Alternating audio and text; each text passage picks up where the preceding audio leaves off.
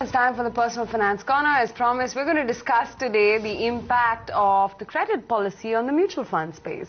That's right. We're going to take a look at what this means for us now that interest rates have been hiked, and especially given the volatility that we're seeing in the market right now, what it means for you and me as retail investors. Let me bring in Dhirendra Kumar. Dhirendra, we've had a very topsy-turvy couple of weeks. If we look at last week and also today, it does seem like the volatility is not about to end. I want to understand from you what your short-term view on equity is right now and how you're interpreting this volatility.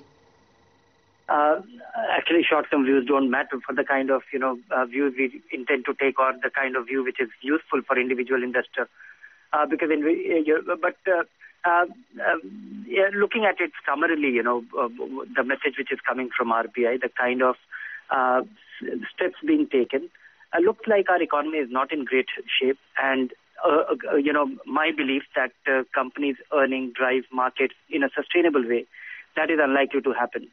Then comes, what is happening to fixed income. Of course, there has been a change of, there's a change of view, and our credit policy was completely, took us off guard.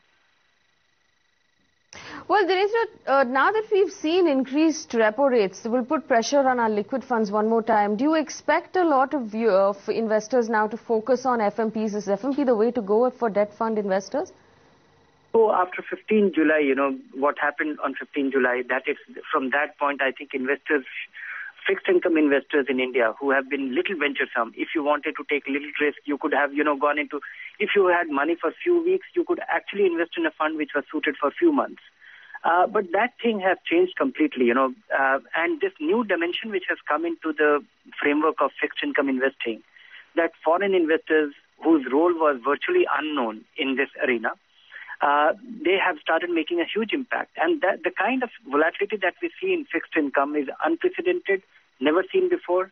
And that is why investors should turn very conservative with this. And finally, Dhirendra, what's your advice for retail investors who are in equity at this point? Would you recommend that they continue with their SIPs and not let this volatility bother them at all? Oh, equity, I think, it has been a very positive volatility. People have got this comfort, and I think it is not sustainable, so they should stick to their plan. At the same time, they should follow the same principles, which is invest regularly, keep away from anything which is exotic, niche, or sectoral, diversify, have allocation to have an international exposure, and never invest lump sum.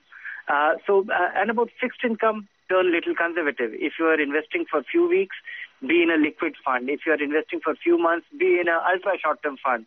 I would have, urged investors to be little venturesome with fixed income funds 3 months back, no longer.